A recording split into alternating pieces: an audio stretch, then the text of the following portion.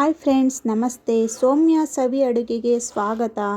ಇವತ್ತಿನ ರೆಸಿಪಿ ಬಂದು ನುಗ್ಗೆ ಸೊಪ್ಪಿನ ಬಸ್ಸಾರು ಮತ್ತು ಪಲ್ಯ ಯಾವ ರೀತಿ ಮಾಡೋದು ಅಂತ ತೋರಿಸ್ತಾ ಇದ್ದೀನಿ. ತುಂಬ ಚೆನ್ನಾಗಿರುತ್ತೆ. ಒಂದು ಹೆಲ್ದಿ ಊಟ ಅಂತಲೇ ಹೇಳ್ಬೋದು. ನಾವು ಮಾಡೋ ವಿಧಾನದಲ್ಲಿ ಈಗ ತೋರಿಸ್ಕೊಡ್ತೀನಿ. ಬನ್ನಿ ಹೇಗೆ ಮಾಡೋದು ಅಂತ ನೋಡೋಣ. ಮೊದಲನೇದಾಗಿ ನುಗ್ಗೆ ಸೊಪ್ಪಿನ ಬಸ್ಸಾರಾಗಿರೋದ್ರಿಂದ ಈಗ ನುಗ್ಗೆ ಸೊಪ್ಪು ತೋರಿಸ್ತಾ ಇದ್ದೀನಿ. ಒಂದಷ್ಟು ನುಗ್ಗೆ ಸೊಪ್ಪು ತೊಗೊಂಡಿದ್ದೀನಿ. ಈ ಥರ ಎಲೆ ಎಲ್ಲ ಬಿಡಿಸಿ ಇಟ್ಕೊಬೇಕು. ಕಡ್ಡಿ ಎಲ್ಲ ಕ್ಲೀನಾಗಿ ಬಿಡಿಸಿ ತೆಗೆದಿಟ್ಕೊಂಡಿದ್ದೀನಿ. ಇದರ ಕಾಂಬಿನೇಷನ್ಗಾಗಿ ನಾನು ತೊಗರಿ ಬೇಳೆ ತೊಗೊಂಡಿದ್ದೀನಿ. ಇನ್ನೇನು ಕಾಳು ಬೆರೆಸ್ತಾ ಇಲ್ಲ, ಬರೀ ತೊಗರಿ ಬೇಳೆ ಹಾಕಿ ಮಾಡೋದು. ಫಸ್ಟು ಕುಕ್ಕರ್ ತೊಗೊಂಡಿದ್ದೀನಿ. ಈ ಕುಕ್ಕರ್ಗೆ ತೊಗರಿಬೇಳೆ 50 ಗ್ರಾಮ್ ತೊಗೊಂಡಿದ್ದೀನಿ. ಇದಕ್ಕೆ ಸೇರಿಸಿ ನಾನು ಒಂದು 2 ಸತಿ ತೊಳ್ಕೊಂಡು ಬೇಳೆನ ಪೂರ್ತಿ ಕುಕ್ಕರ್ಗೆ ಸೇರಿಸ್ತಾ ಇದ್ದೀನಿ.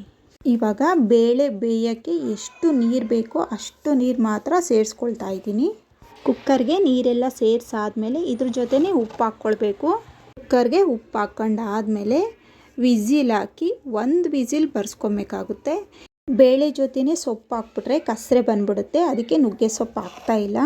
ಇವಾಗ ಬೇಳೆ 1 ವಿಸಿಲ್ ಬರೋ ಗಂಟ ಇವಾಗ ಒಂದು ಮಸಾಲೆ ಹುರ್ಕೊಳ್ಳೋಣ. ಬಸ್ಸಾಂಬಾರಿಗೆ ಒಂದು ಮಸಾಲೆ ಹುರ್ಕೊಬೇಕಾಗುತ್ತೆ. 2 ಸ್ಪೂನ್ ಎಣ್ಣೆ ಹಾಕ್ಕೊಳ್ತಾ ಇದ್ದೀನಿ ಬಾಣಲಿಗೆ. ನೋಡಿ, ಟೊಮೊಟೊ 1, ಬೆಳ್ಳುಳ್ಳಿ 1 ಗೆಡ್ಡೆ, ಬ್ಯಾಡಗೆ ಮೆಣಸಿನ್ಕಾಯಿ 3 ತೊಗೊಂಡಿದ್ದೀನಿ, ಕಲ್ಲರ್ ಚೆನ್ನಾಗಿ ಬರುತ್ತೆ ಅಂತ. ಖಾರದ ಮೆಣಸಿನ್ಕಾಯಿ 3 ತೊಗೊಂಡಿದ್ದೀನಿ, ಕರಿಬೇವಿನ ಸೊಪ್ಪು ಸ್ವಲ್ಪ, ಈರುಳ್ಳಿ 1 ಇಷ್ಟು ಹಾಕ್ಕೊಂಡು ಹುರ್ಕೊಬೇಕಾಗುತ್ತೆ. ಈ ಬ್ಯಾಡಗೆ ಮೆಣಸಿನ್ಕಾಯಿ ಏನಕ್ಕೆ ಹಾಕ್ತೀವಿ ಅಂದರೆ ಕಲ್ಲರ್ ತುಂಬ ಚೆನ್ನಾಗಿ ಬರುತ್ತೆ ಬಸ್ಸಾರಲ್ಲಿ. ಅದಕ್ಕೋಸ್ಕರ ಬ್ಯಾಡಗೆಕಾಯಿ ಹಾಕ್ತಾ ಇರೋದು. 1 ಸ್ಪೂನ್ ಜೀರಿಗೆ ಹಾಕ್ತಾಯಿದ್ದೀನಿ. ಇದ್ರ ಜೊತೆನೇ ಸ್ವಲ್ಪ ಕಾಳು ಮೆಣಸು, ಒಂದು 10 ಕಾಳು ಮೆಣಸು ಹಾಕ್ತಾಯಿದ್ದೀನಿ. ಈ ಕಾಳು ಮೆಣಸು ಹಾಕೋದ್ರಿಂದ ಒಂದು ಒಳ್ಳೆ ರುಚಿ ಬರುತ್ತೆ ಬಸ್ಸಾಂಬಾರಲ್ಲಿ. ಕೊತ್ತಂಬರಿ ಸೊಪ್ಪು ಸ್ವಲ್ಪ, ಇದ್ರ ಜೊತೆನೇ ಹುಣಸೆಹಣ್ಣು ಹಾಕ್ಕೊಳ್ತೀನಿ. ಒಂದು ಅರ್ಧ ನಿಂಬೆಹಣ್ಣು ಗಾತ್ರದಷ್ಟು ಹುಣಸೆಹಣ್ಣು ಹಾಕ್ಕೊಳ್ತಾ ಇದ್ದೀನಿ. ನಿಮಗೆ ಎಷ್ಟು ಹುಳಿ ಬೇಕೋ ಅಷ್ಟು ಹಾಕ್ಕೊಂಬೋದು. ನಾನು ಒಂದು ಅರ್ಧ ನಿಂಬೆಹಣ್ಣಷ್ಟು ಇದ್ರ ಜೊತೆನೇ ಸೇರಿಸ್ಕೊಳ್ತಾ ಇದ್ದೀನಿ. ಸ್ವಲ್ಪ ಒಂದು 1/4 ಚಮಚ ಅರಿಶಿನ ಪುಡಿನೂ ಇದ್ರ ಜೊತೆನೇ ಸೇರಿಸ್ಕೊಂಡು ಇದನ್ನು ಹುರ್ಕೋಬೇಕಾಗುತ್ತೆ. ಈ ಥರ ಹುರಿದು ಮಾಡೋದ್ರಿಂದ ಬಸ್ಸಾಂಬಾರು ಸೂಪರಾಗಿರುತ್ತೆ, ಅಷ್ಟೇ ಟೇಸ್ಟಿಯಾಗಿರುತ್ತೆ. ನೋಡಿ, ಈ ಥರ ಈರುಳ್ಳಿ ಟೊಮೊಟೊ ಅವೆಲ್ಲ ಸ್ವಲ್ಪ ಸಾಫ್ಟ್ ಆಗಬೇಕು, ಅಲ್ಲಿಗಂಟ ಈ ಥರ ಹುರ್ಕೊಬೇಕಾಗುತ್ತೆ. ನೋಡಿ, ಇಷ್ಟು ಹುರ್ಕೊಂಡಾದ್ಮೇಲೆ ಸ್ಟವ್ ಆಫ್ ಮಾಡ್ಕೊತೀನಿ. ಸ್ಟವ್ ಆಫ್ ಮಾಡಿದ್ಮೇಲೆ ಇದನ್ನು ಪಕ್ಕಕ್ಕೆ ಇಟ್ಕೊತೀನಿ. ಇದು ಆರಲಿ.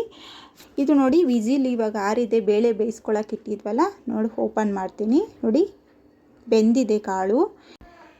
ಬೇಳೆನೂ ಅಷ್ಟೇ ತುಂಬ ಹದವಾಗಿ ಬೆಂದಿದೆ. ನೋಡಿ, ಇದು ಒಂದೇ ವಿಸಿಲ್ ಬರ್ಸ್ಕೊಬೇಕು, ಇಲ್ಲಾಂದರೆ ನುಣ್ಣಗಾಗ್ಬಿಡುತ್ತೆ. ಈಗ ಬೇಳೆನ ಸೋದಿಸ್ಕೊಳ್ಳೋಣ. ಈ ಥರ ಜಾಲರಿ ಸಹಾಯದಿಂದ ಸೋದಿಸ್ಕೊಬೇಕು. ರುಬ್ಬೋದಕ್ಕೆ 2 ಸ್ಪೂನ್ ಬೇಳೆನ ತೆಗೆದಿಟ್ಕೊಳ್ತಾ ಇದ್ದೀನಿ.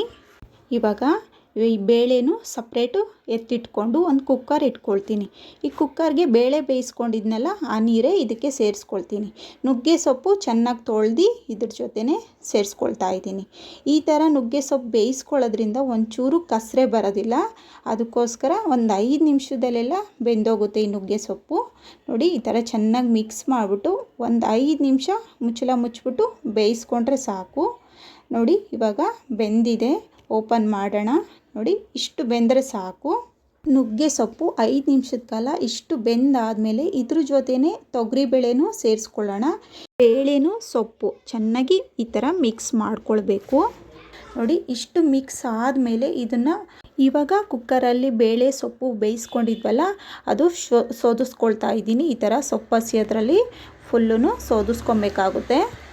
ಈಗೆಲ್ಲ ನೀರು ಸೋದಿಸ್ಕೊಂಡಿದ್ದಾಯಿತು. ಇದಕ್ಕೊಂದು ಸೊಪ್ಪು ಬೇಳೆಗೆ ಒಂದು ಒಗ್ಗರಣೆ ಹಾಕ್ಕೊಳ್ಳೋಣ. ಇವಾಗ ಒಂದು ಬಾಣಲಿಗೆ 2 ಸ್ಪೂನ್ ಎಣ್ಣೆ ಹಾಕ್ಕೊಳ್ತಾ ಇದ್ದೀನಿ. 1 ಸ್ಪೂನ್ ಸಾಸಿವೆ ಹಾಕಬೇಕು. ಸಾಸಿವೆ ಚಿಟಪಟ ಅಂದಮೇಲೆ ಈರುಳ್ಳಿ 1 ಸ್ಲೈಸಾಗಿ ಕಟ್ ಮಾಡಿರೋ ಅಂಥದ್ದು, ಜಜ್ಜಿದ ಬೆಳ್ಳುಳ್ಳಿ 1 ಗೆಡ್ಡೆ, 2 ಮೆಣಸಿನ್ಕಾಯಿ ಮುರಿದು ಹಾಕಿದ್ದೀನಿ, ಕರಿಬೇವಿನ ಸೊಪ್ಪು ಸ್ವಲ್ಪ ಇದ್ರ ಜೊತೆನೇ ಹಾಕಿ ಗೋಲ್ಡನ್ ಕಲರ್ ಬರೋ ಗಂಟ ಈರುಳ್ಳಿ ಸ್ವಲ್ಪ ಹುರ್ಕೊಬೇಕಾಗುತ್ತೆ. ಇದ್ರ ಜೊತೆನೇ ಅರ್ಧ ಬಟ್ಲು ತೆಂಗಿನಕಾಯಿ ತುರಿ, ಕೊತ್ತಂಬರಿ ಸೊಪ್ಪು ಇವೆರಡನ್ನೂ ಹಾಕ್ಕೊಂಡು 1-2 ನಿಮಿಷದಕ್ಕೆಲ್ಲ ಈ ಥರನೇ ಹುರ್ಕೊಬೇಕಾಗುತ್ತೆ. ಸ್ವಲ್ಪ ಉಪ್ಪು ಹಾಕ್ಕೊಂಡಿದ್ದೀನಿ. ಬೇಳೆ ಬೇಯಿಸೋಗೂ ನಾವು ಉಪ್ಪು ಹಾಕ್ಕೊಂಡಿರೋದ್ರಿಂದ ಸ್ವಲ್ಪ ಹಾಕ್ಕೊಂಡ್ರೆ ಸಾಕು. ಧನಿಯಾ ಪುಡಿ ಒಂದು ಅರ್ಧ ಸ್ಪೂನು ಇದ್ರ ಜೊತೆನೇ ಹಾಕ್ಕೊಂಡು ಹುರ್ಕೊಬೇಕು. ಈ ಧನಿಯಾ ಪುಡಿ ಹಾಕೋದ್ರಿಂದ ಒಂದು ಒಳ್ಳೆ ರುಚಿ ಬರುತ್ತೆ ಸೊಪ್ಪಿನ ಪಲ್ಯ. ಬೇಳೆ ಸೊಪ್ಪು ಇದ್ರ ಜೊತೆನೇ ಹಾಕ್ಕೊಂಡು ಹುರ್ಕೊಬೇಕಾಗುತ್ತೆ. ಒಂದು 2 ನಿಮಿಷದ ಕಾಲ ನೀರೆಲ್ಲ ಇಂಬ್ರಗಂಟ ಈ ಥರ ಹುರ್ಕೊಬೇಕು. ಈ ಥರ ಮಾಡೋದ್ರಿಂದ ಒಳ್ಳೆ ರುಚಿ ಬರುತ್ತೆ ಸೊಪ್ಪು ಬೇಳೆ. ನೋಡಿ ಇಷ್ಟಾದರೆ ಸಾಕು. ಈಗ ಪಲ್ಯ ಒಗ್ಗರಣೆ ರೆಡಿ ಆಯಿತು. ಇದನ್ನು ಸೈಡ್ಗೆ ಎತ್ತಿಟ್ಕೊಂಡು ಮಿಕ್ಸಿ ಜಾರಿಗೆ ನಾವು ಹುರ್ಕೊಂಡಿದ್ವಲ್ಲ ಮಸಾಲೆಗೆ ಈರುಳ್ಳಿ ಟೊಮೊಟೊ ಅವೆಲ್ಲನೂ ಹಾರಕ್ಕೆ ಬಿಟ್ಟಿದ್ವಲ್ಲ ಅದನ್ನು ಇದ್ರ ಜೊತೆ ಸೇರಿಸ್ಕೊಳ್ತಾ ಇದ್ದೀನಿ. 2 ಸ್ಪೂನು ತೊಗರಿಬೇಳೆ ಎತ್ತಿಟ್ಟಿದ್ನಲ್ಲ ಅದನ್ನು ಈ ಮಿಕ್ಸಿಗೆ ಸೇರಿಸ್ಕೊಳ್ತೀನಿ. ಇದ್ರ ಜೊತೆ ಸ್ವಲ್ಪ ನೀರು ಹಾಕ್ಕೊಂಡು ನುಣ್ಣಗೆ ರುಬ್ಕೊಂಬರೋಣ. ನೋಡಿ ಇಷ್ಟು ನುಣ್ಣಗಾದರೆ ಸಾಕು. ಇವಾಗ ಮಸಾಲೆ ರೆಡಿಯಾಗಿದೆ. ಇದಕ್ಕೆ ಸ್ವಲ್ಪ ಒಗ್ಗರಣೆ ಹಾಕ್ಕೊಂಡು ನಾವು ಮಸಾಲೆ ಬೇಯಿಸ್ಕೊಳ್ಳೋಣ. ಈಗ ಸಾಂಬಾರು ಮಾಡೋದಕ್ಕೆ ನಾನು ಒಂದು ಪಾತ್ರೆ ಇಟ್ಕೊಂಡಿದ್ದೀನಿ. ಪಾತ್ರೆಗೆ ಒಂದು 2 ಸ್ಪೂನ್ ಎಣ್ಣೆ ಹಾಕ್ಕೊಂಡಿದ್ದೀನಿ. ಎಣ್ಣೆ ಹಾಕಿದ್ಮೇಲೆ 1 ಸ್ಪೂನ್ ಸಾಸಿವೆ ಹಾಕ್ಕೊಂಡಿದ್ದೀನಿ. ಸಾಸಿವೆ ಚಿಟಪಟ ಅಂದಮೇಲೆ 1 ಈರುಳ್ಳಿ, 1 ಗೆಡ್ಡೆ ಬೆಳ್ಳುಳ್ಳಿ ಜಜ್ಜಿರೋ ಅಂತಹದ್ದು, ಅರ್ಧ ಟೊಮೊಟೊ ಹಾಕ್ತಾಯಿದ್ದೀನಿ ಸಣ್ಣಗೆ ಕಟ್ ಮಾಡಿ. ಒಂದು 4 ಒಣಮೆಣ್ಸಿನ್ಕಾಯಿ ಹಾಗೆ ಉದ್ದುದ್ದಕ್ಕೆ ಹಾಕಿದ್ದೀನಿ, ಏನು ಕಟ್ ಮಾಡಿ ಹಾಕಿಲ್ಲ. ಮತ್ತು ಸ್ವಲ್ಪ ಕರಿಬೇವಿನ ಸೊಪ್ಪು ಇವೆಲ್ಲನೂ ಸ್ವಲ್ಪ ಈರುಳ್ಳಿಗೆ ಸ್ವಲ್ಪ ಗೋಲ್ಡನ್ ಕಲರ್ ಬರೋ ಗಂಟ ಹುರ್ಕೊಬೇಕು. ಇದು ಸ್ವಲ್ಪ ರೋಸ್ಟ್ ಆದಮೇಲೆ ಇದ್ರ ಜೊತೆನೇ ರುಬ್ಬಿರೋ ಅಂತಹ ಮಸಾಲೆ ಎಲ್ಲ ಸೇರಿಸ್ಕೊಂಡು ಸ್ವಲ್ಪ ಎಣ್ಣೆಲೇ ಹುರ್ಕೊಳ್ಬೇಕಾಗುತ್ತೆ. ಈ ಥರ ಹುರಿಯೋದ್ರಿಂದ ಒಂದು ಒಳ್ಳೆ ಟೇಸ್ಟ್ ಬರುತ್ತೆ ಬಸ್ಸಾಂಬಾರಿಗೆ. ಇದು ಉರಿತಾ ಇದ್ದಂಗೆ ಮಿಕ್ಸಿ ಜಾರಿಗೂ ಸ್ವಲ್ಪ ನೀರು ಹಾಕ್ಕೊಂಡು ಆ ನೀರು ಸೇರಿಸ್ಕೊಬೇಕಾಗುತ್ತೆ. ಈಗ ಸೊಪ್ಪು ಕಾಳು ಬೇಯಿಸಿದ್ವಲ್ಲ ಆ ನೀರನ್ನು ಸೇರಿಸ್ಕೊಂಡಿದ್ದೀನಿ, ಪೂರ್ತಿಯಾಗಿ ಸೇರಿಸ್ಕೊಂಡಿದ್ದೀನಿ. ಈಗ ಸಾಂಬಾರು ಸ್ವಲ್ಪ ಚೆನ್ನಾಗಿ ಮಿಕ್ಸ್ ಮಾಡಿಕೊಂಡು, ಈಗ ನಿಮಗೆ ಸಾಂಬಾರು ಗಟ್ಟಿ ಆಯಿತು ಅಂದರೆ ಮಾತ್ರ ನೀರು ಸೇರಿಸ್ಕೊಳ್ಳಿ. ಸಾಂಬಾರು ನಿಮಗೆ ಯಾವ ರೀತಿ ಬೇಕು ಅಂತ, ತೆಳ್ಳಗೆ ಬೇಕೋ ಗಟ್ಟಿ ಬೇಕೋ ಅಡ್ಜಸ್ಟ್ ಮಾಡ್ಕೊಳ್ಳಿ. ಈಗ ಇದ್ರ ಜೊತೆನೇ ಕೊತ್ತಂಬರಿ ಸೊಪ್ಪು ಹಾಕ್ಕೊಂಡು ರುಚಿಗೆ ತಕ್ಕಷ್ಟು ಉಪ್ಪು ಹಾಕ್ತಾಯಿದ್ದೀನಿ. ಬೇಳೆ ಬೇಯಿಸೋಗೂ ಉಪ್ಪು ಹಾಕಿದ್ದೆ, ನೋಡ್ಕೊಂಡು ಉಪ್ಪು ಹಾಕ್ಕೊಳ್ಬೇಕಾಗುತ್ತೆ. ಈ ಥರ ಚೆನ್ನಾಗಿ ತಿರುಗಿಸ್ಕೊಳ್ಬೇಕಾಗುತ್ತೆ. ಈಗ ಕರೆಕ್ಟಾಗಿ ಸಾಂಬಾರು ರೆಡಿಯಾಗಿದೆ ನೋಡಿ. ಇದೇನು ತುಂಬ ಹೊತ್ತು ಬೇಯೋದೇನು ಬೇಡ, ಈ ಥರ ಕುದಿ ಬಂದರೆ ಸಾಕಾಗುತ್ತೆ. ನೋಡಿ ಇಷ್ಟು ಬೆಂದರೆ ಸಾಕಾಗುತ್ತೆ. ಈಗ ಸೂಪರಾಗಿರೋ ಬಸ್ಸಾರು ರೆಡಿಯಾಗಿದೆ. ಈಗ ಗ್ಯಾಸ್ ಆಫ್ ಮಾಡ್ಕೊಳ್ತೀನಿ. ರೆಡಿಯಾಗಿರುವಂತಹ ನುಗ್ಗೆ ಸೊಪ್ಪಿನ ಬಸ್ಸಾರು, ನುಗ್ಗೆ ಸೊಪ್ಪಿನ ಪಲ್ಯ ಈಗ ಸರ್ವ್ ಮಾಡಿ ತೋರಿಸ್ತಾ ಇದ್ದೀನಿ.